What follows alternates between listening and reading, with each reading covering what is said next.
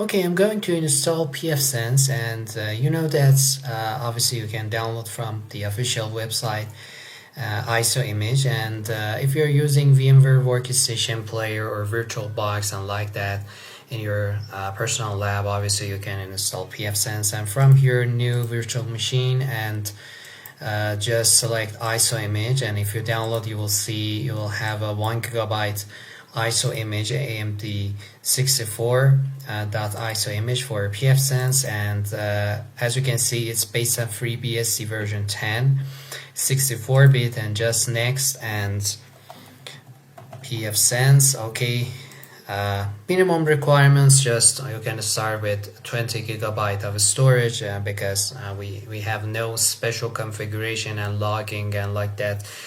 Okay, you can start with minimum requirements, and for hardware I recommend you to start with 1 GB of memory and one processor.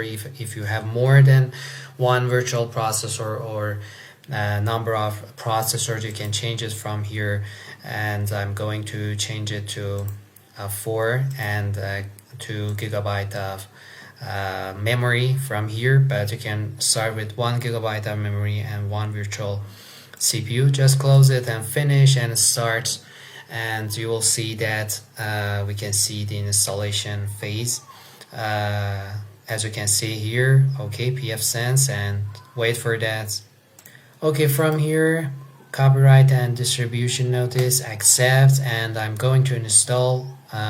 From here you can obviously recover rescue shell you have, and but right now I'm going just to install it. Okay, and auto ZFS, as you can see here, for partition your disk partition from here. Okay, and we are going to install, as you can see here, by default we are not going to change anything, but obviously you can change it, for instance, to have encryption, swap size, and partition scheme, and like that, to have encryption and like that. You can obviously change the configurations, but by default you can obviously install it without any change. And if you're going to install it in a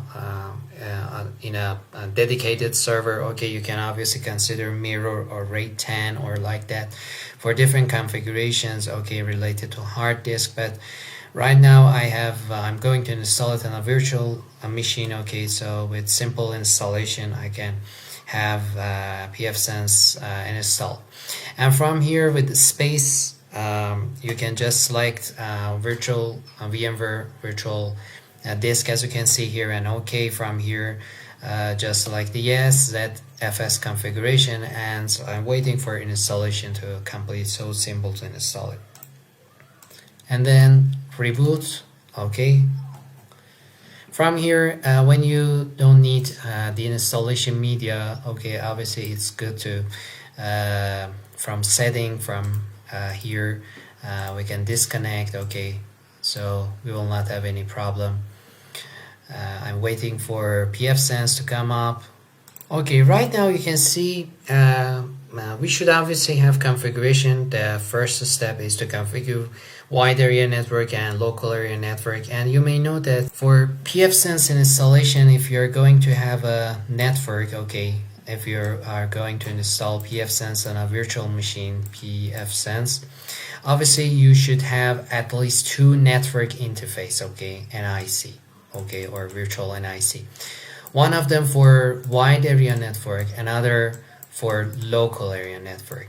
So when you install a virtual machine, you should have 2 network interface to have connectivity with wide area network. Okay, in this case we are talking about internet and rest of the network, and local area network, another interface for local area network that you have clients, servers, and like that. Okay, in your local area network, because we have configurations. Imagine that we are going to configure routing and NAT configuration and DHCP and like that. So we should have a dedicated network interface card for local area network and other interface for wide area network and internet connectivity. So if you are using VirtualBox or VMware Workstation Player or Pro, from here you know that from setting obviously you can have network adapters, and from here I'm going to have one interface connected to internet, so NAT option as you can see here, and add another network adapter from here, okay, and connect it to local area network that we are going to have from here, okay, local area network host only. So right now I have two interfaces, and it's so important because when you are going to configure it, it should detect your obviously two network interface cards that you have, and from here you can see that for local area network and wide area network we are going to configure an auto detection EM0, or the first network interface or virtual network interface for wide area network, okay, and another one for local area network like this, okay. And right now just press enter, and we want to proceed like this, okay. As you can see, in installation, configuring wide area network interface and local area network. Wait for that, and you can see in installation completed, and you can reset web configurator password, okay, to reset for web number 3 from here. You can reset from here, and by default the user is admin, password is pfSense, okay, we will see that. And right now we have nothing to configure from here. Assign interfaces we configured, and we are not going to configure VLAN and like that, okay. You can see that there's nothing to configure. Local area network configuration, and so simple. Okay, what is very important here is that you should consider that you have at least two network interface card, okay, one for wide area network, another one for local area network. If you have any problem and when you restart pfSense, you cannot see wide area network interface EM0 like this and local area network EM1 like this, okay, well, with default configuration, you have two options. First of all, you should check your virtual machine, okay, and you should have at least two network interface card, okay, like this. The first one for wide area network and another one for local area network. And after configuring network interface cards, if you have still any problem, I recommend you to reset to factory defaults, okay, like this number 4. And yes, because we have no configuration, and pfSense is rebooting now, and after it has been restarted, you will see you have two interface network interface card with the IP address, because by default for wide area network it can get the IP address from DHCP if you have a Wi-Fi modem connectivity and like that, to have internet connectivity. And for local area network, by default we have IP address 192.168.1.1. So what is important is that I have local area network virtual network interface card here, and from here I'm going to check the configuration, sorry, this one, the configuration, and by default you have obviously different IP addresses, or you may have no IP addresses on interfaces, okay, if you're going to test on your personal lab, okay. So what is important is that you should add at least one IP address in the range of 192.168.1, okay, like this 1.200 like this, okay, with the default subnet mask as you can see here.